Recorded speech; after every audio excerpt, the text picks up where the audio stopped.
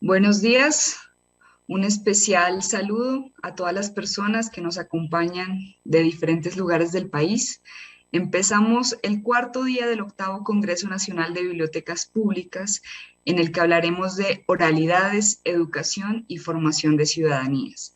Luego de haber reflexionado el día de ayer sobre las oralidades en sus vínculos con la memoria y en su dimensión política. El día de hoy conversaremos sobre el aprendizaje de la oralidad y su relación con la formación de ciudadanías, así como sobre los vínculos y programas educativos, formales y no formales, dirigidos al desarrollo de las habilidades de la expresión oral. Al reconocer que la oralidad es aprendida socialmente a través de interacciones informales y también de un trabajo pedagógico deliberado, se reflexionará sobre las acciones y pedagogías de la oralidad desarrolladas en diferentes espacios sociales, como es la escuela y, por supuesto, la biblioteca. Las preguntas orientadoras de nuestro eje temático de hoy, que les invitamos a tener muy presentes en las diferentes actividades, son: ¿de qué manera se desarrollan las habilidades de expresión oral? ¿En qué espacios sociales es posible potenciarlas? ¿Existen pedagogías, prácticas y experiencias educativas para el desarrollo de la expresión oral? Si es así, ¿cuáles son y en qué consisten? ¿Qué tipo de relaciones se pueden establecer entre el aprendizaje de la oralidad, el ejercicio de derechos ciudadanos y la formación de ciudadanías? Les recordamos que igualmente pueden escribir sus preguntas y comentarios y aportes en el chat. Al final de la conferencia tendremos un espacio para compartir y resolver algunas de ellas. Esto ha sido muy importante para tener una retroalimentación de las charlas y el panel. Sin embargo, es muy importante, y lo hacemos como una sugerencia muy importante, es que escriban sus nombres al ingresar, para que nosotros podamos saber quiénes son las personas con las que interactuamos en el chat y podamos también nombrarlos para hacer las preguntas a nuestros expositores. Iniciemos pues con nuestra charla magistral del día de hoy, que está a cargo de Carlos Escliar, cuya conferencia se titula Oralidad, Alteridad y Educación, Perspectivas desde América Latina. Carlos es investigador principal del Instituto de Investigaciones Sociales en América Latina y del área de educación de la Facultad Latinoamericana de Ciencias Sociales Flaxo, Argentina. Es doctor en fonología con especialidad en problemas de la comunicación humana. Realizó estudios de posgrados en el Consejo Nacional de Investigaciones de Italia, en la Universidad de Barcelona y en la Universidad Federal de Río Grande do Sul, Brasil.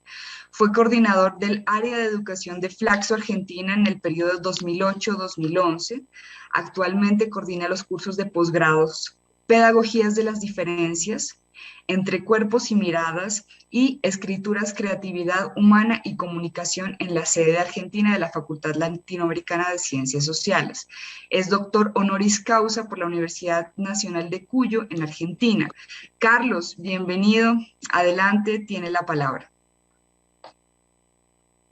Bueno, muchísimas gracias. Tengan buenos días. Muchas gracias, Valeria, por la presentación, por hacerme sentir en casa, tal como quisiera volver a visitarles, a compartir un tiempo con ustedes. Yo me he tomado el atrevimiento y espero no equivocarme con la elección que he realizado para intervenir hoy. Siempre se corre el riesgo de cómo resuenan ciertas palabras, de qué punto de vista asumimos, de cómo nuestra vida se ha expuesto a innumerables experiencias y cómo construimos una intervención de esta magnitud.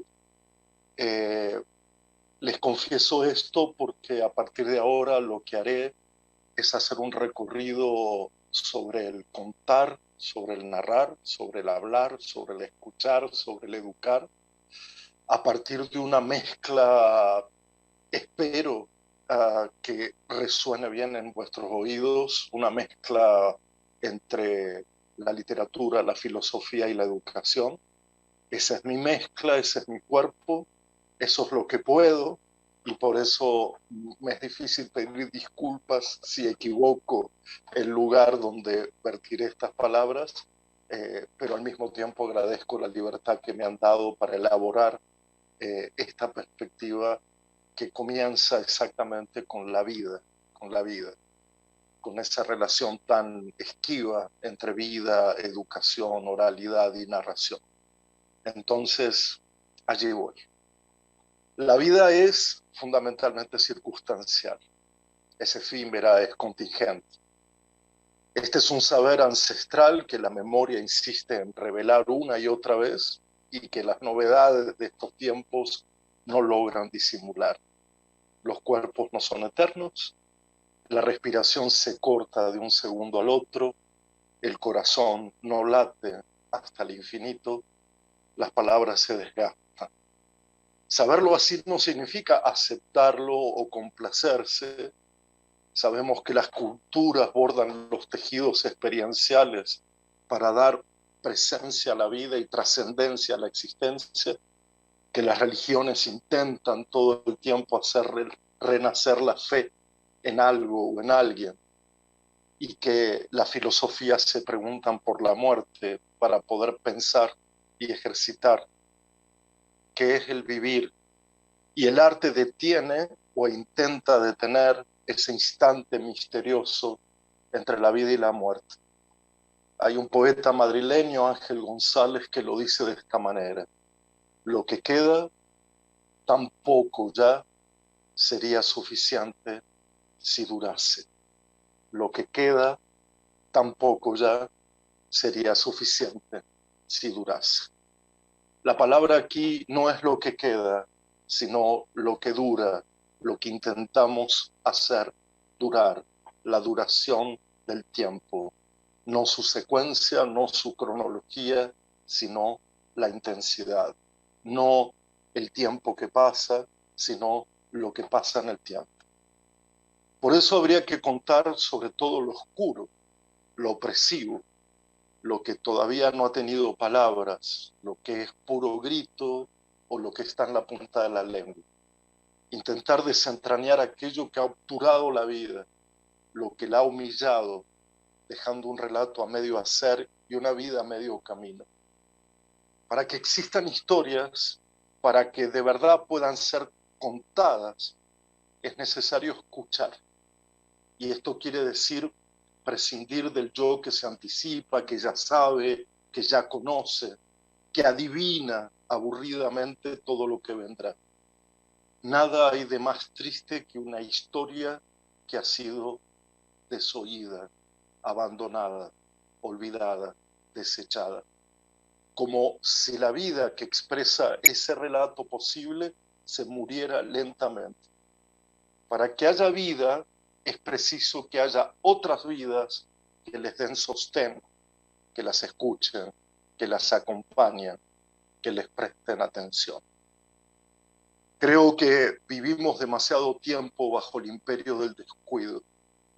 El planeta ya no se sostiene, la tierra está seca y arde. Se arrancan los árboles y se contamina cada milímetro del suelo y del cielo. Las regiones están agrietadas por el odio, el norte desprecia al sur, y ya casi nadie se acuerda de las materias y de los espíritus originarios. La niñez está descalza, estómagos vacíos, se vive en el hacinamiento, millones se desplazan desesperados a ninguna parte, los hombres violentan a las mujeres, la hospitalidad no es de este mundo, la humanidad extingue a los animales, los exitosos humillan a los que son considerados débiles. Pues bien, el cuidado será múltiple o no será nada, porque hay que cuidarlo todo, resguardarlo, amarlo, quitarla de las garras depredadores de las guerras y de los olvidos, cuidar la niñez, cuidar el tiempo de la infancia, cuidar los lugares habitados y los espacios donde todavía no hay nadie, cuidar a las víctimas de sus mercenarios, cuidar las mitologías despreciadas, cuidar las narraciones que parecen olvidadas, cuidar las comunidades y sus conversaciones, cuidar los cuerpos de su exigencia y de su cansancio, cuidar la responsabilidad de la palabra, cuidar el saber de su utilitarismo, cuidar la memoria del olvido, cuidar la voluntad de vivir, cuidar la duración de la tierra. Hay aquí un punto de vista. Sin embargo, yo creo que mi intervención no tiene tanto que ver con haber asumido un punto de vista, sino con una forma de exposición. Hago esta diferencia entre punto de vista, el yo que monologa, que expresa su perspectiva, a diferencia de ese yo que se expone al otro, a la alteridad de ese yo que se despedaza. Por eso asumir un punto de vista es mirar desde cierta altura, es como querer poseer el mundo, es establecer con el mundo una relación de altura, de jerarquía, de posesión. Y acaba por importar más el punto de vista que el mundo entero. Podría haber otra forma de hacerse en el mundo, de estar en el mundo, que no sea una forma de apreciación. Es más una exposición que una posición. Exponerse es ponerse afuera, en la exterioridad, quitándose del propio mundo, desposeyendo o despojando esa intimidad personal en el movimiento, en la corporalidad, en la temporalidad, en la musicalidad, en la espiritualidad, y sobre todo prestar atención ya no en lo que está delante, frente nuestro, al alcance de la mano, sino en todo aquello que no se puede apropiar, aquello que no está todavía inventado, percibido, pensado. Porque expuestos al mundo somos mareas, desmoronamientos, caídas, alegrías, impotencias, devenires. En fin, somos comunidades. Ponerse allí, aquí, en todas partes, donde nuestros cuerpos se vuelvan presentes en el presente. Exponerse y no poner el mundo a nuestro servicio y nuestra utilidad. Porque expuestos al mundo somos el mundo que quisiéramos estar haciendo, el mundo sobre el cual quisiéramos estar hablando, el mundo que se puede contar sin omisiones y sin indiferencias. Inventaré ahora 3 biografías imposibles. Inventaré ese relato en el cual niñas, niños podrían ser otra cosa si el relato lo pudiese lograr, si el relato lo pudiese materializar. Por ejemplo, una niña juega sentada sobre la hierba mientras su padre aspira tabaco. Ella no sabe qué le tocará en suerte. Quizás alguna vez recuerde ese aroma mezclado de hojas amargas y un juego incesante sobre la hierba. Pero no tiene idea de lo que será cuando después se le pregunte o se pregunte a sí misma quién sea. Esa niña juega con otra y no sabe que ya no volverá a verla jamás. No prepara su vida. Nada de esto derivará en otra cosa. No anticipa los días. No tiene más pretensión que hacer durar la atmósfera en la que se encuentra. Ni siquiera repara ahora en que su padre lee apoyando el libro sobre su brazo quieto e ignora que le tocará una vida de difamación, de memoria aturdida y de décadas de prisión y de encierro. Esa niña puede ser como tantas niñas cuyo recuerdo infantil luego se desenvuelve hacia una adultez completamente estallada, completamente perdida. Otra niña ignora por completo que será una poeta muy reconocida, pero fuera de su tiempo. Desde muy pequeña pasa las horas dibujando, escribiendo, y ya a los 7 años cree saberlo todo y siente que hay un tiempo infinito por delante. Jamás ha pensado que tendrá 3 hijos, que uno de ellos, el más pequeño, morirá por inanición demasiado pronto. Ignora que sus cartas se leerán fuera de época. O, por otro lado, un niño de 7 años camina descalzo por un pueblo desierto y ese niño que ahora juega no tiene idea de lo que es el trabajo ni por qué la mayor parte de los adultos tiene la voz amarga. No pregunta por la injusticia ni por la justicia. solo desea que ese instante no acabe nunca. Son 3 biografías de personas muy concretas, poetas, narradores, que en la historia de la humanidad han vivido una infancia cuya adultez la ha negado. Por eso me gustaría decir, y este es mi relato principal, que nadie sabe que en algún momento recordará su infancia como ese tiempo en que no era necesario ni pensar ni pensarse. Nadie sabe qué vendrá, qué querrá, dónde, qué hará, si acaso podrá hacerlo. Y por eso la vida es tanta y es tan breve. Estos relatos me ayudan a pensar un concepto, una expresión.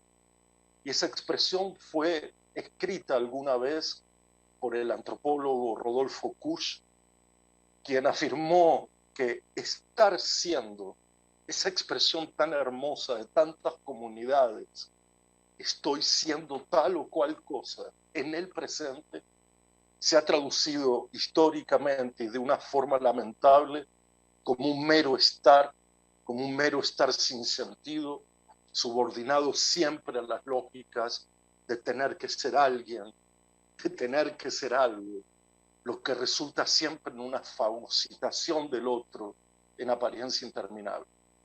La diferencia entre estar y ser no es menor, porque supone consecuencias políticas, educativas, de lenguaje. Se trata de confrontar las cualidades y sus predicados. Se trata de no subordinar a lo esencial un misterio inabordable, de no poner en sumisión esa suerte de lógica occidental que establece la superioridad del ser y donde lo singular parece nunca poder encontrar lugar si no es siempre en relación con lo sustancial. El juego perverso del ser, del deber ser, del tener que ser, no hace más que producir escenas de inferioridad, de empequeñecimiento, y deja la experiencia del estar siendo a un estado provisorio o precario, aun mientras tanto sin sentido ni valor alguno, a una suerte de autopercepción de invalidez, justamente por no ser uno el ser que debería ser. Fue Franz Kafka el que me ayudó a pensar la relación entre la escritura, la oralidad y el cuerpo, cuando en sus diarios escribió aquello de quiero escribir con un temblor constante en la frente. Podríamos cambiar la palabra escribir por hablar, por decir, por narrar, por contar. Quiero decir con un temblor constante en la frente. Porque a veces el gesto de contar supone algo más que un dominio del lenguaje y los guiños de la invención. Claro que sin ellos habría como un vacío titubeante, un balbuceo, algo incomprensible. Pero contar, contarse, contarnos, supone ir mucho más allá de un relato eficaz, porque son los otros los que dictan el sentido de una experiencia narrativa. Hay que ir más allá en el relato que nos plantea otra vez exponernos desnudos a la memoria. Memoria de otros tiempos, de otros espacios, de otras palabras. Memoria que reconstruye una biografía no personal, sino habitada por innúmeros rostros, voces, silencios, que componen eso que llamamos la biografía literaria de cada una, de cada uno.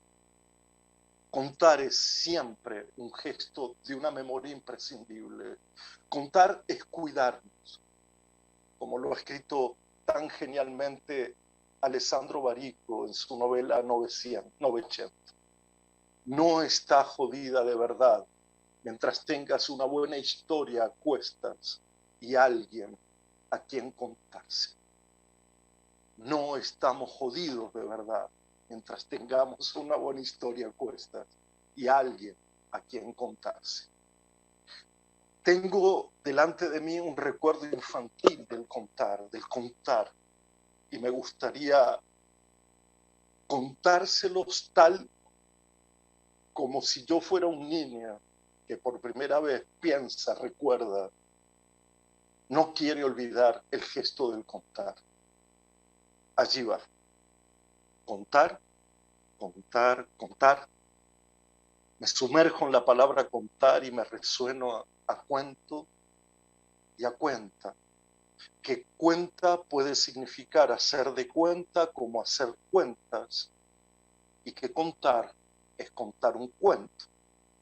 Entonces puede ser que estoy contando, pero ¿qué cuento? ¿Números? ¿Cantidades? ¿O cuento un cuento? Cuento del 1 al 5, cuento del 0 al 7, cuento un cuento, y me doy cuenta que cuento con los números y que cuento con las palabras, y que entonces contar quiere decir contar con quién y qué cuento. No cuento conmigo mismo, me cuento, te cuento, nos contamos. Si hubiese un primer cuaderno, ese primer cuaderno de escuela, esto escribiría, que es necesario contar con alguien. No quiero decir contar de a dos, uno al lado del otro al mismo tiempo, porque contar con alguien es incontable. ¿Quién no daría algo para contar con alguien? Pero si diera algo a cambio, ¿contaría acaso con alguien? ¿Se cuenta lo que se da para contar? ¿O de verdad lo que se da cuando nos contamos algo no tiene número, no tiene cantidad? Cuando era chiquito, pequeño, contábamos todos juntos en voz alta en la escuela. Contábamos y cantábamos. Ven como hay algo que me lleva a la idea de que contar es contar los números, pero yo lo que quiero contar es en voz alta, quiero contar con alguien. A ver, cuando era pequeño me contaban en voz alta cuentos del nunca jamás. Ahora sí, aquí me tengo que quedar. Este es el lugar, este es el refugio, esta es mi guarida. Este es el mundo donde cuidarnos. No hay que dejar que nos arrebaten el mundo de los cuentos. Había una vez todo lo que ha sido, todo lo que está siendo, todo lo que podría ser.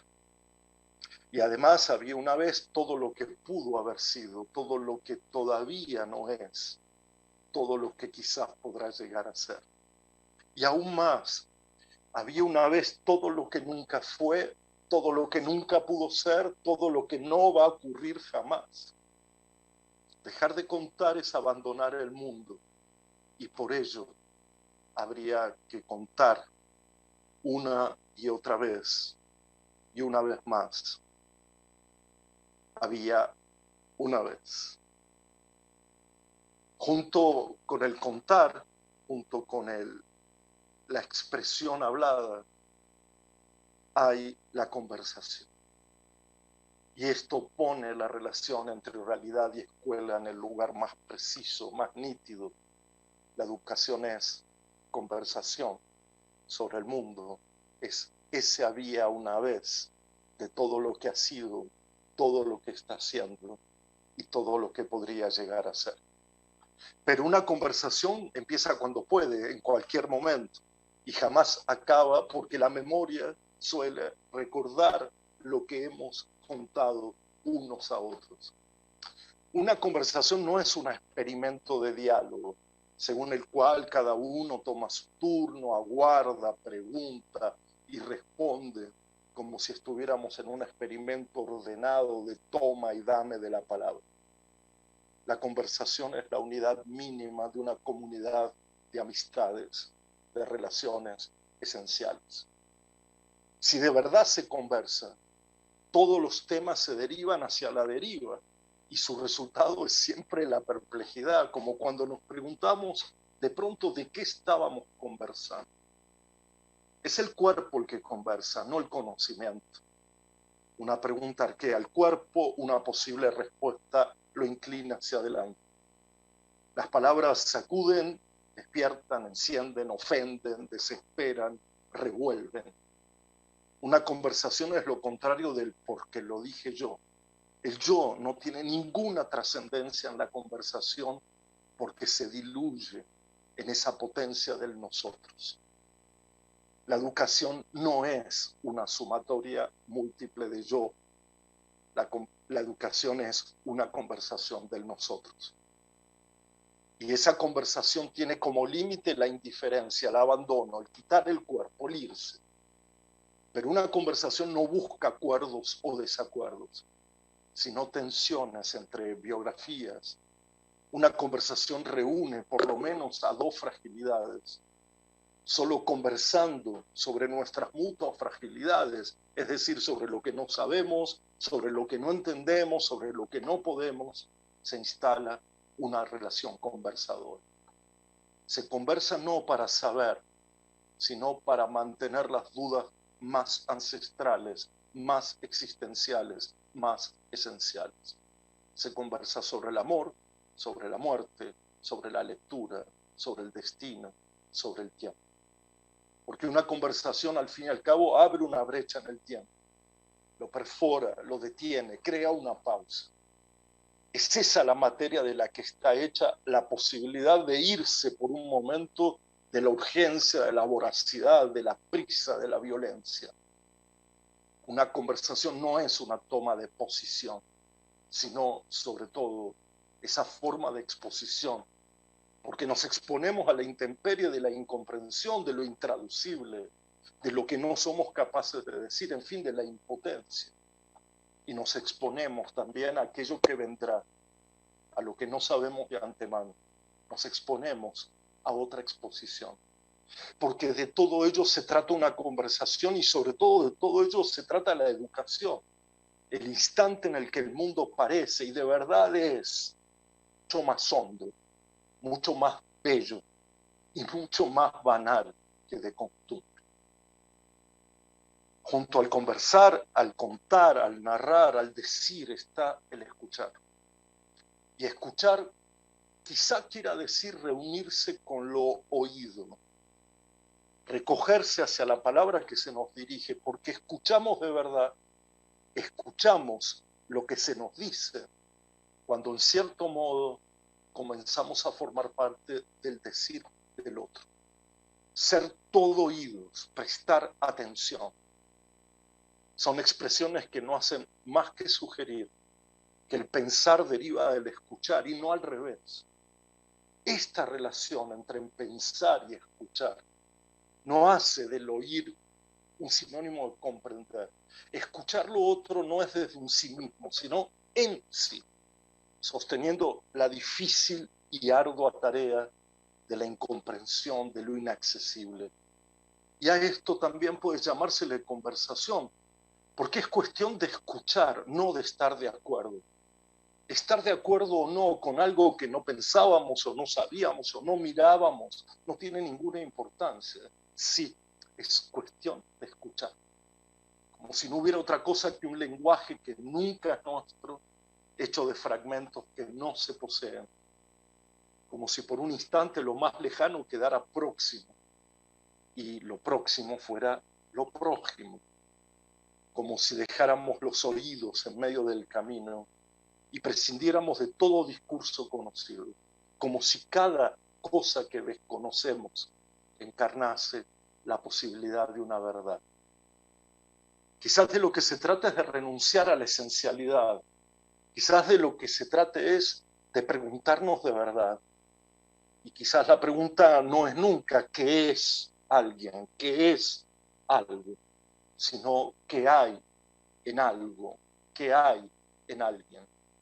Esta mutación de la pregunta entre el es, lo esencial, y el hay, lo narrativo, lo que se puede describir, lo que se puede narrar de alguna manera, es absolutamente trascendente.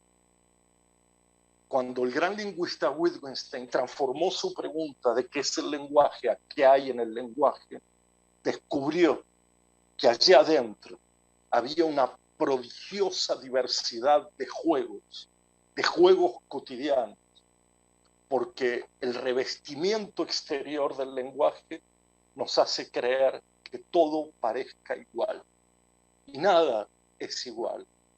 Cada una, cada uno encarna la posibilidad de una multiplicidad y una singularidad.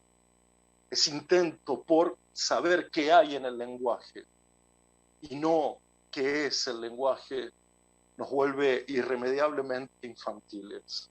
La pregunta del qué hay, qué se tiene, qué hay dentro de algo, por qué eso algo existe.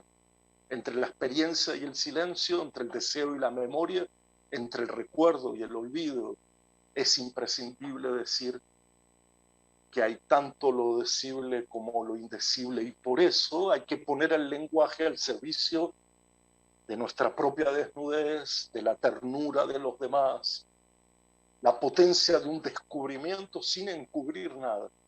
No hay que poner al lenguaje al lado de la vieja y nueva esclavitud, de la palabra indigesta, del falso testimonio, de la humillación a los demás. Poner al lenguaje desnudo en la extrema posibilidad de su posible palabra. Cuerpo como lenguaje. Un lenguaje habitado por dentro, no tanto revestido por fuera. Porque como la piel, también el lenguaje toma a veces la forma de un latido cardíaco, de una agitación del respirar, o de un extraño y persistente movimiento. Repito, no debemos utilizar el lenguaje como recubrimiento o encubrimiento de la vida.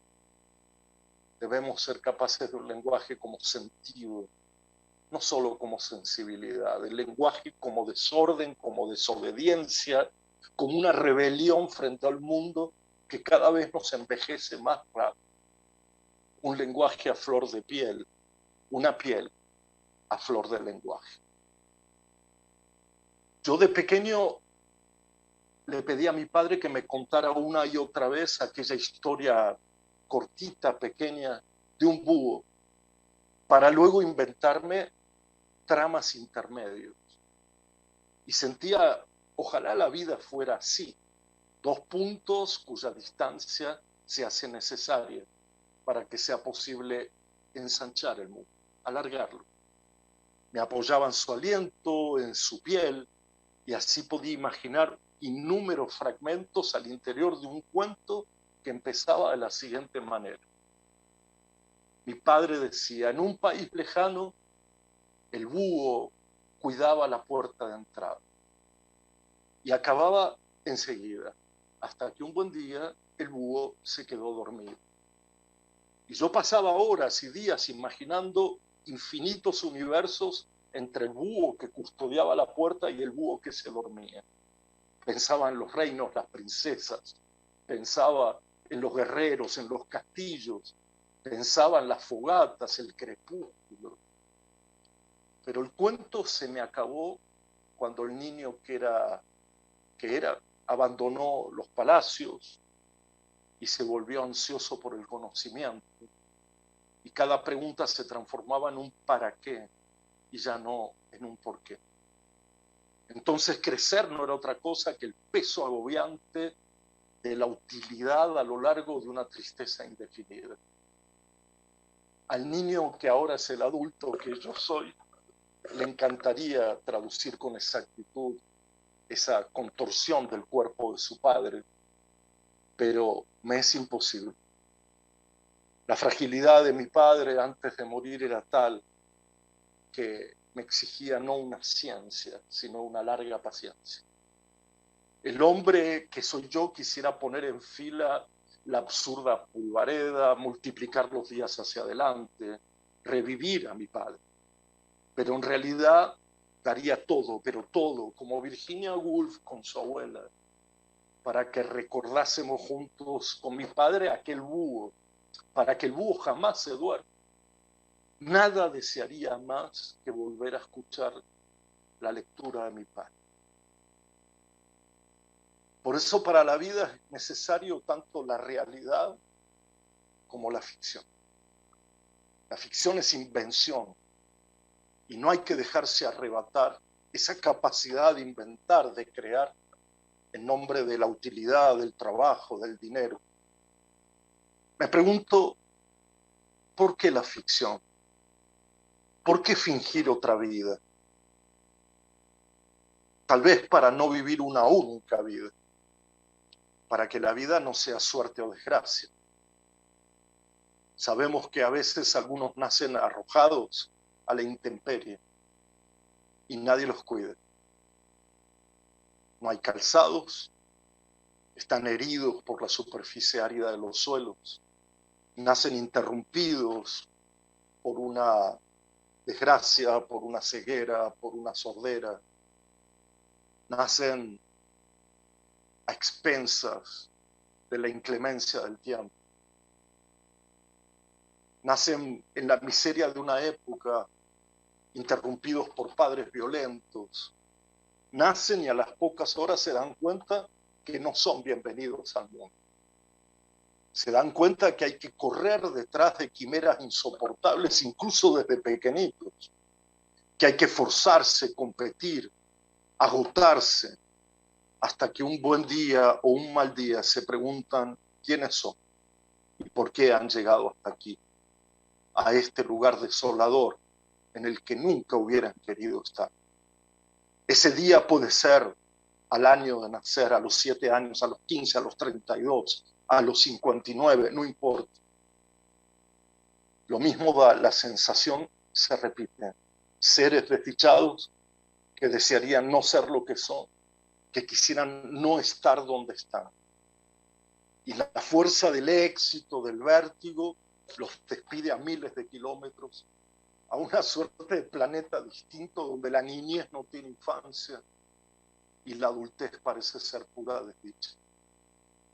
La ficción encuentra un comienzo allí donde todo parecía ser ceniza, tierra arrasada, escombro. No he encontrado mejor definición de lo educativo que esto mismo que estoy diciendo. La educación es recomienzo, no es repetición del nacimiento, no es reproducción del nacimiento. La educación es siempre la oportunidad de recomenzar, la oportunidad de tomar la palabra. La educación es un lugar y un tiempo de conversación, de relación, de narración, de acción, más allá de cualquier otra conceptualización disciplinar. No es cualquier conversación, ni cualquier relación, ni cualquier relato.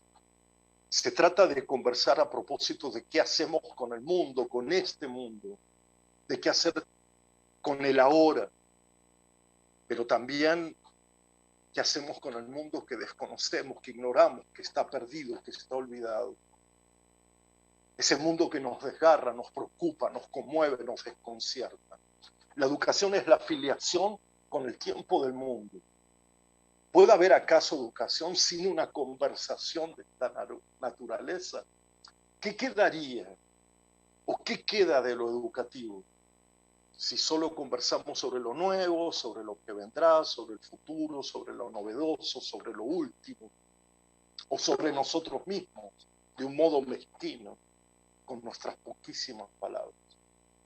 Por eso el lenguaje del educar quisiera ser, debería ser narrativo, porque sugiere una conversación sobre la relación intensa y extrema entre el mundo y la vida, porque sugiere además que no estamos solos, que tenemos que crear tejidos comunitarios distintos a los vigentes, otras formas de contarnos, que contarte algo sea contar contigo, que al contarnos contemos unos con los otros.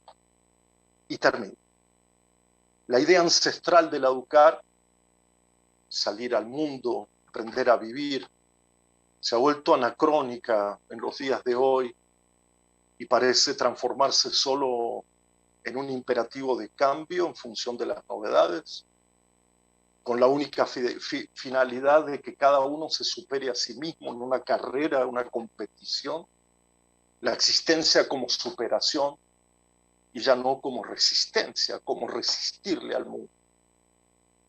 En este sentido, parece que todos podrían prescindir del pasado, que nada hay en el pasado para contar, que el pasado es mudo, Y sin embargo sabemos que cualquiera que atente contra el pasado, atenta contra las mitologías y atenta contra las narrativas de las comunidades ancestrales. No se trata del imperio de la novedad, sino de algo que valga la pena. Porque me pregunto qué sería más decisivo, aquello cuya realidad es tan evidente que nada puede decirse, aquello que nunca pasó y que permanece incógnito, abandonado, imperceptible. ¿Qué tenemos? ¿Deseo de realidad, deseo de ficción? ¿Y qué le dejaremos a los demás? Un archivo, un tesoro bajo llaves, el vacío. Roberto Bolaño, el escritor chileno-mexicano, cuando se supo morir, se despidió de su hijo Lautaro escribiendo un poema que está al interior de un libro llamado La Universidad Desconocida. Y en ese poema un pequeño fragmento dice así: lee a los viejos poetas, hijo mío, y no te arrepentirás. Esto es quizá lo único que pueda decir un padre, una madre, un tío, un abuelo, una abuela, un maestro, una maestra, lo único que puede aconsejarse de verdad, sin ser violento, sin la obligatoriedad, sin el estruendo de los fuegos de artificio. Decir, apartándose, despidiéndose, que ciertas cosas valen la pena, que valen y que dan pena, porque esas cosas que valen se acaban porque son finitas, son contingentes, que valen y que dan pena no por la experiencia individual, particular, privada, sino por la experiencia común, por la experiencia pública, por la experiencia múltiple y la experiencia infinita del humano. Muchas gracias. Muchísimas gracias, Carlos. Bueno, yo creo que, como bien nos advertiste, la idea no era desarrollar una conversación conceptual, sino más bien suscitarnos todas estas emocionalidades que creo que muchos han sentido con los comentarios que veo por aquí. Y bueno, quería recoger algunas de las ideas claves que más me tocaron, por ejemplo, a mí personalmente, y después pasaré también a recoger lo que nos comentan algunas de las personas asistentes. Y es sobre todo el rescate de esta escucha genuina del otro, ¿no? Que es lo que realmente da vida a su relato, ¿no? Y pues algo muy importante que decías es que pues el otro es también aquello no humano, ¿no? Este mundo que hemos ido dominando bajo este paradigma del control, ¿no? Que lo tenemos muy metido. Entonces, el cuidado nos lo presentas aquí como una forma, ¿no? De resistir a esta vorágine que nos arrasa, ¿no? Me parecía además muy interesante plantearlo desde esta forma de ser en el mundo, que es expuesta, ¿no? Que se despoja del individualismo, del ego, de una posición personal para entendernos como devenires, como comunidades, que creo que es algo muy potente y que es aplicado, claro, a lo que nos planteas como la educación, ¿no? Que es una conversación del nosotros, sin acuerdos o desacuerdos, que era algo que también rompía en mí algunas de las cosas que yo tengo planteados, porque muchas veces nos han dicho que ser políticos en el mundo es tomar una posición, ¿no? Y nos planteas una mirada muy distinta, pues ese ser en el mundo hace un poco una renuncia, ¿no? Al yo pienso, yo creo, yo me paro en este punto para realmente volcarnos sobre una conversación genuina, ¿no? Entonces eso me parece muy potente. Bueno, eso era como lo que yo quería compartirte de lo que yo sentí también, porque es un sentir sobre todo esta conversación. Quería No, te mandarte pues, agradezco, perdona Valeria, te agradezco muchísimo el subrayado. Yo creo que vale la pena siempre que alguien nos escuche y subraya a su manera lo que ha llamado la atención, lo que ha despertado cierta perplejidad, asombro, que tengamos también una exposición infantil a lo que escuchamos. No escuchar desde lo que ya sabemos, sino mostrar justamente que escuchamos porque no sabemos. claro. Claro, ¿no? Y es ese despojo de ese ego de yo sé ya todo, ¿no? Y ahí Claro, concluye claro. todo, entonces nunca puede haber realmente una genuina conversación. Bueno, adicionalmente quería pues dar que recibimos saludos desde el Tolima, de Antioquia, Magdalena, Valledupar, Boyacá, Sucre, Cauca, Bogotá, Putumayo, en Bolívar, La Guajira, Risaralda, Arauca, Cundinamarca, Santander, incluso desde Uruguay también nos mandan unos Ujú. saludos que también están conectados, ¿no? Quería pues primero empezar leyendo los comentarios. Uno es de Claro. Gladys Manrique, que nos dice, maestro, escucharlo es un deleite. Su oralidad atrapa a chicos y a grandes. Qué genialidad y qué bonita manera de iniciar el día de hoy. Por otro lado, Kelis Caballero dice, escucharlo es un deleite. Gracias por expresarnos todo su estupendo conocimiento, es una enseñanza para nosotros y poderlo también transmitir a niños, jóvenes y a la comunidad. Dios lo bendiga por este conocimiento. José Pérez dice, qué bonito evocar esos recuerdos, querer revivir a nuestros abuelos para compartir de nuevo con ellos los cuentos que nos narraban, historias llenas de exageraciones y quimeras también. La verdad me mueve mucho su ponencia, muy llena de verdades a través del juego de la palabra que usa.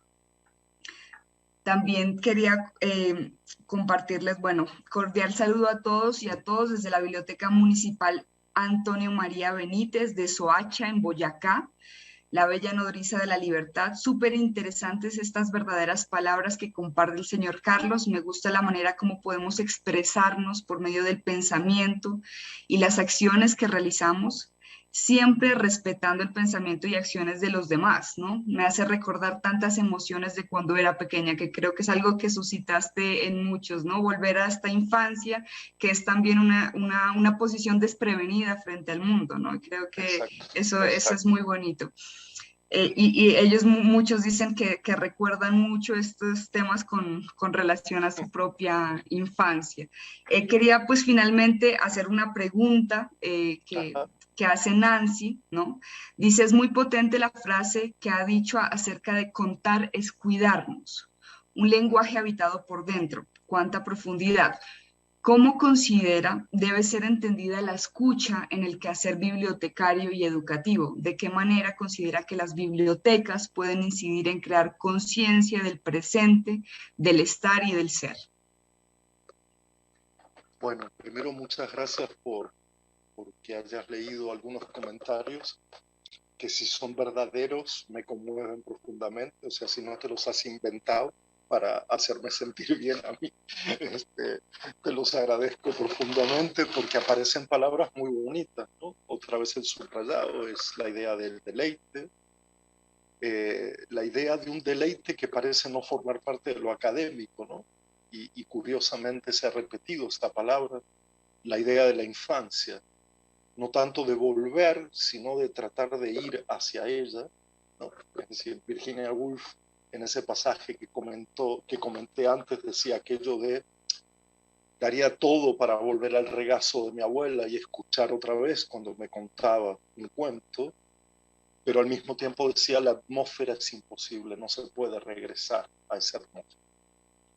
Y junto con esto hay un escritor polaco, Bruno Schulz, que dijo aquello de que no es que haya que volver o regresar a un lugar mítico, sino o a un lugar idealizado, porque también sabemos que la infancia es sufrimiento, dolor, es humillación, no solo es la atmósfera de los abuelos y los nietos. Pero Bruno Schulz decía, no hay que volver, hay que ir hacia la infancia. La infancia es un estado de maduración. No es el adulto el estado terminal de lo humano, quizás sea la infancia, como grandes artistas, escritores han demostrado, buscando en la infancia esas formas de expresión y de concreción de su arte. Con respecto a la pregunta, bueno, me pongo en el brete de contestar a un cómo, eh, que no debería decir cómo lo haría yo si estuviera en tu lugar, porque el cómo siempre exige territorio, compartir, saber cómo es el lugar, cómo son las formas, cómo es el tiempo. Pero déjame decir esto, una biblioteca ha sido siempre un lugar de lectura. Pero yo creo que la biblioteca no es solo un lugar de lectura y hemos propuesto que además del lugar de lectura individual, colectiva, como bien quisieran, un lugar de exploración, de curiosidad, sea también un lugar de conversación sobre la lectura, de conversación sobre los libros. Y ahí es donde se compagina lo individual y lo colectivo, lo singular y lo múltiple, que leamos, que tengamos tiempo para leer, pero que al mismo tiempo también tengamos tiempo para conversar sobre la lectura. La invitación a leer es una y la invitación a conversar sobre la lectura vuelve la lectura al terreno de la amistad, de la comunidad. Si solo leemos pero no conversamos sobre lo leído, es como si tuviera que ver con una invitación particular, con un talento individual y caemos otra vez en eso de suerte o desgracia, de las habilidades individuales, depende de dónde has nacido, con quién te has criado. La biblioteca es un lugar público que lo que hace es devolver una especie de recomienzo de igualdad para leer, para escuchar la lectura, para contarnos historias y sobre todo para conversar sobre la experiencia de la lectura. Creo que ahí se resume en parte lo que creo, porque la biblioteca no tiene que recibir, tiene que inundar la escuela de esa conversación. Muchísimas gracias, Carlos. Bueno, antes de cerrar esta conversación, quería volver sobre algo sustancial que se plantea en el marco del eje de lo que trabajamos hoy, y es que estamos hablando de bibliotecas en el sur global, ¿no? Parte de ese sur global es Latinoamérica, donde surgen, digámoslo así, perspectivas disidentes, podríamos decirlo, Sí. sobre una posición sobre el mundo, ¿no? Que es precisamente una posición, un paradigma que nos tiene, donde tú bien lo has denominado en una crisis global bastante marcada, ¿no? Entonces yo quería preguntarte, pues para cerrar también, ¿cuál es esa postura, ¿no? Desde América Latina, si se lo puede pensar así, en el papel de la pedagogía y de espacios como la escuela y la biblioteca para apelar un poco a este paradigma? ¿Cuál sería nuestro papel actual? Vaya pregunta para terminar, pero nunca el final fue tan bonito como los principios o como los medios. Vamos a intentar darle una vuelta a esa idea. Desde el sur hemos heredado una forma de entender la biblioteca, los museos, como patrimonios, y siempre nos hemos preguntado si esos patrimonios exigían un carácter público-privado, cuando en realidad lo que deberíamos hacer es que lo público no tiene que ser sino incondicional. Lo público no le pertenece a nadie, no puede ser obra o derecho de nadie en particular, sino de cualquiera siempre. Las políticas deben crear los mecanismos de acceso, deben informar sobre su existencia, pero yo creo que la clave está fundamentalmente en que tenemos otra idea del espacio y del tiempo. Es decir, la institución es la misma. Hay bibliotecas en todo el mundo, pero nuestra relación con el lugar y el tiempo no puede ser el mismo. Entonces, para mí la biblioteca es un lugar para habitar, no un lugar inhóspito, inalcanzable, inaccesible, no un lugar sagrado, sino un lugar para habitar. Como sabemos, los espacios se ocupan, los lugares se habitan. Pero además tiene que ser un tiempo. Y si en Europa ese tiempo es un tiempo consagrado al individualismo o al exitismo, donde se va a buscar un libro o un video o lo que sea para autoformarse y autopromocionarse, el sur tiene sus raíces en la comunidad y en la conversación. Eso es el gran desafío que tiene la escuela en su conjunto, que es cómo dejar de parecerse a aquello que corta nuestras raíces y volver o comenzar a parecerse a esa idea de comunidad de conversación. Está hoy el dilema puesto allí, no solo por el capitalismo digital, no solo por ello, que es el gran debate histórico que tenemos siempre en el mundo entre la escuela como simple preparación para un mundo de empleo, para un mundo de adaptación a las exigencias del mundo, o la escuela como un lugar de comunidad de pensamiento, de comunidad de juego, de comunidad de narración, de comunidad de conversación. En la medida que triunfe el preparacionismo y el capacitismo, evidentemente la comunidad se verá resentida, se verá desperdigada, perderá su sueño. Apuesto firmemente en que la escuela sea una comunidad de pensamiento y no un simple lugar de paso para prepararse a un mundo adulto caracterizado por la falta de empleo, la falta de trabajo, la violencia, etc. Muchas gracias, Carlos. Bueno, para mí fue inevitable hacer esta analogía que tú haces con volver a estas formas comunitarias, comunes, colectivas, que son propias de este sur global, con esta idea también de volver a la infancia, ¿no? O sea, no idealizada la infancia y tampoco idealizado este pasado que quizás no lo podemos retomar de la misma manera, pero sí puede enseñarnos un camino diferente, así como estas formas de la infancia que tú señalabas anteriormente. Te lo agradezco enormemente y agradezco también a todas las personas que han comentado, que han participado. De verdad que fue una experiencia única escucharte, Carlos. Y pues a continuación los invitamos a tener un receso que durará media hora y los esperamos para continuar con la programación de nuestro día, que será el panel Pedagogías de la Oralidad, Ejercicio de Derechos y Formación de Ciudadanías. Muchas gracias y nos encontramos en media hora. Un fuerte abrazo.